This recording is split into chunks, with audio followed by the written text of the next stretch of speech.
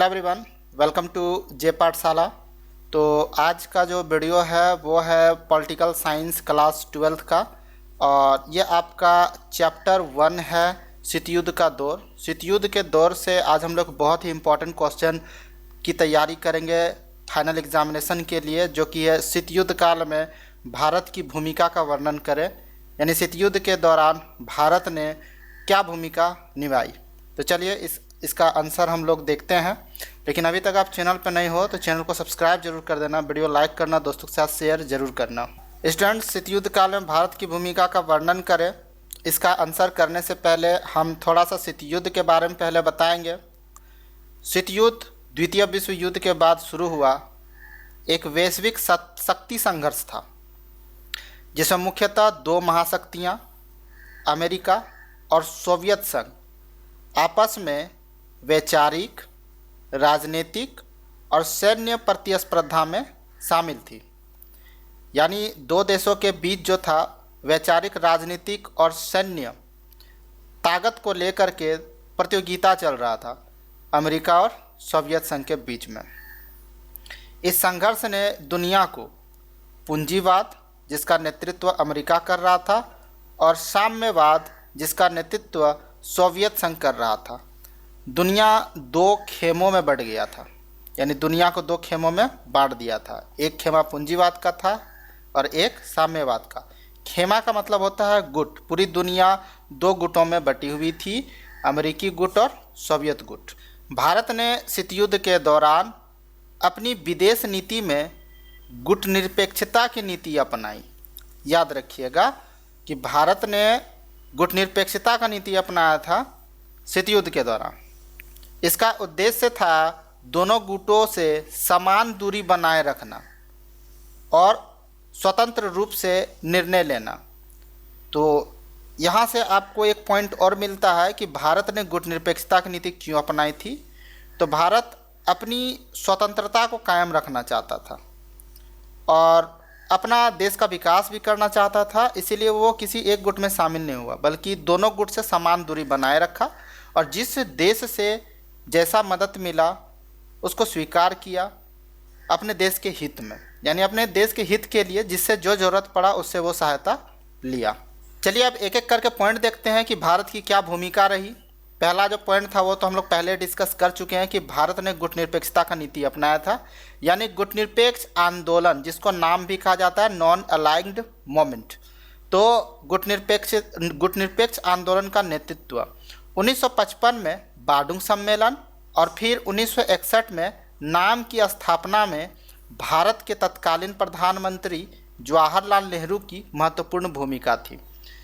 तो तत्कालीन प्रधानमंत्री, यानी तत्कालीन का मतलब ये होता है कि जब हम यहाँ पे जिस समय के बारे में हम लोग बात कर रहे हैं उस समय का प्रधानमंत्री उस समय कौन थे? जवाहरलाल नेहरू थे। तो आप बार्डुंग सम्मेलन और नाम यानी गुट निरपेक्ष आंदोलन की स्थापना का अगर आप लोग बात करें तो उसमें प्रधानमंत्री जवाहरलाल नेहरू का बहुत बड़ा भूमिका था। भारत ने अन्य एशियाई, अफ्रीकी और लातिनी अमेरिकी देशों के साथ मिल करके यह सुनिश्चित किया कि विकासशील देश, याद रखेंगे, विकासशील देश महाशक्तियों की राजनीति से स्वतंत्र रहे। क्योंकि अभी जो देश आज़ाद हुए थे, नव स्वतंत्र जो राष्ट्र थे और जिनको अपने देश का विकास करना था, वे लोग इन गुटबाजी से, महाशक्तियों की गुटबाजी से क्या रहे? स्वतंत्र रहे। तभी वो अपने देश के भला के बारे में समझ पाएंगे। तो पहला तो पॉइंट ये हो गया कि भारत ने क्या भूमिका निभाया था। तो गुट निरपेक्ष आंदोलन में एक बहुत महत्वपूर्ण भूमिका निभाया था। ठीक है। दूसरा पॉइंट है शांतिपूर्ण सह-अस्तित्व का सिद्धांत। शांतिपूर्ण सह-अस्तित्व का सिद्धांत अर्थात भारत ने महाशक्तियों के संघर्ष से दूर रहकर वैश्विक शांति और स्थिरता को बढ़ावा देने की कोशिश की थी।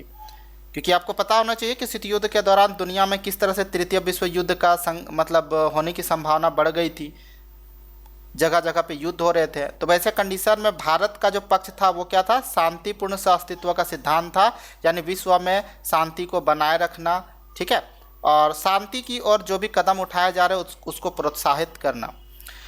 और इसका एक अच्छा उदाहरण मिलता है भारत का चीन के साथ पंचशील का सिद्धांत 1954 में हुआ था। यह क्वेश्चन भी आता है कि पंचशील का सिद्धांत किन दो देशों के बीच में हुआ है? तो भारत चीन के बीच में हुआ है। और कब हुआ था? 1954 में। भारत की शांतिपूर्ण अस्तित्व की सोच को दर्शाता है। भारत ने शांतिपूर्ण अस्तित्व का कदम उठाया था, उसका अच्छा उदाहरण है क्या, पंचशील का सिद्धांत। अगला पॉइंट आप देख सकते हैं, दोनों खेमों से संबंध बनाए रखना।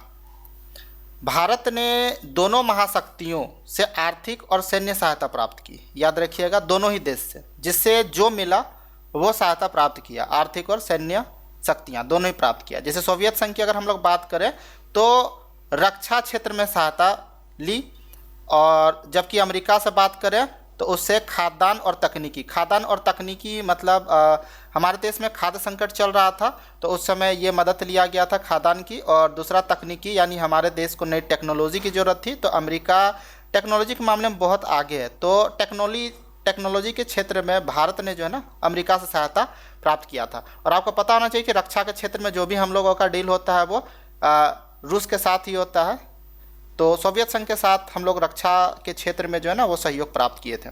फिर हम लोग बात करते हैं परमाणु नीति का, तो भारत ने परमाणु अप्रसार और वैश्विक परमाणु निशस्त्रीकरण का समर्थन किया था, कि ये जो परमाणु जैसे हथियार जो है ना इसका प्रसार नहीं होना चाहिए और इस पे रोक लगा देना चाहिए परमाणु हथियारों पर। तो इस चीज़ पे जो है ना भारत ने समर्थन किया था शीत युद्ध के दौरान। हालांकि क्या हुआ ना कि 1974 में खुद भारत ने भी, ठीक है, परमाणु प्रशिक्षण किया, लेकिन ये शांतिपूर्ण परमाणु प्रशिक्षण था। इसका अर्थ ये था जिससे उसने अपनी स्वतंत्र और संतुलित रक्षा नीति को दर्शाया। हम लोग परमाणु का प्रयोग किसी पे करेंगे नहीं, बल्कि क्या करेंगे ना, अपनी रक्षा के लिए इसे रखेंगे, साथ ही साथ विकास में इसका हम लोग यूज़ करेंगे। और ये भी दर्शाया कि हम लोग का देश जो है ना वो स्वतंत्र है, अपना नीति बनाने में स्वतंत्र है, ठीक है, किसी देश की हमें राय लेने की जरूरत नहीं है। इस चीज़ को भी भारत ने दर्शाया था। अगला पॉइंट आता है स्वतंत्रता आंदोलन का समर्थन। क्या है इसका अर्थ? तो भारत ने अफ्रीका और एशिया में चल रहे औपनिवेशिक और नस्लवादी भेदभाव के खिलाफ आंदोलन का समर्थन किया था। तो भारत सिर्फ खुद ही आज़ाद नहीं हुआ था, बल्कि और भी जो गुलाम देश थे ना, वे लोग जो आज़ादी के लिए अपना संघर्ष कर रहे थे, उस आंदोलन को भारत ने समर्थन दिया। साथ ही साथ कुछ देशों में नस्ल भेदभाव चल रहा था, जैसे कि आपको अफ्रीका के बारे में पता होगा, क्लास 10th में आपने नेल्सन मंडेला के बारे में पढ़ा होगा। तो इस तरह के जो नस्लवादी रंग के आधार पर जो भेदभाव चल रहे थे, इन सब आंदोलन को, ठीक है, इसके खिलाफ जो आंदोलन चल रहे थे उस पर भारत ने अपना समर्थन दिया था। नीचे आप देख सकते हैं कि नेल्सन मंडेला और दक्षिण अफ्रीका में नस्ल भेद विरोधी आंदोलन को भारत का मजबूत समर्थन था। अगर अगला हम लोग बात करते हैं कि और भारत ने क्या किया था शीत युद्ध के दौरान, तो आपदाओं और संघर्षों में मध्यस्थता का मतलब ये होता है कि बीच में रह करके, ठीक है, दो पक्षों को समझाना, आप समझ सकते हो।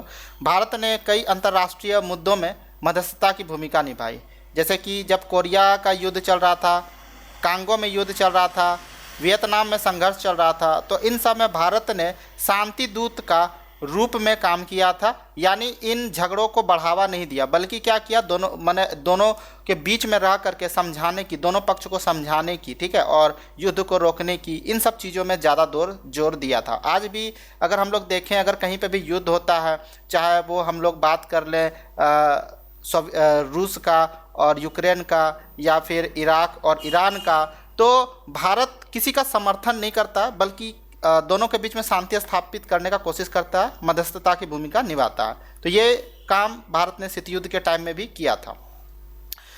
तो गाइज ये तो क्वेश्चन था जिसका मैंने सोल्यूशन आप लोगों को बता दिया है। बाकी आप हमारे वेबसाइट jpathshala.com पर भी जा सकते हैं। और हाँ, अगर आप धनबाद के टुंडी क्षेत्र से अगर आप बिलोंग करते हैं और अगर आर्ट्स क्लास 12 की अगर आपको ऑफलाइन क्लास अगर ज्वाइन करना है, तो ये रहा मेरा व्हाट्सअप नंबर, आप संपर्क कर सकते हैं। आप हमारे यहाँ से ऑफलाइन क्लास भी कर सकते हैं। तो चलिए फिर से मिलते हैं इस तरह के और भी वीडियो के साथ। तब तक के लिए जय हिंद, जय भारत।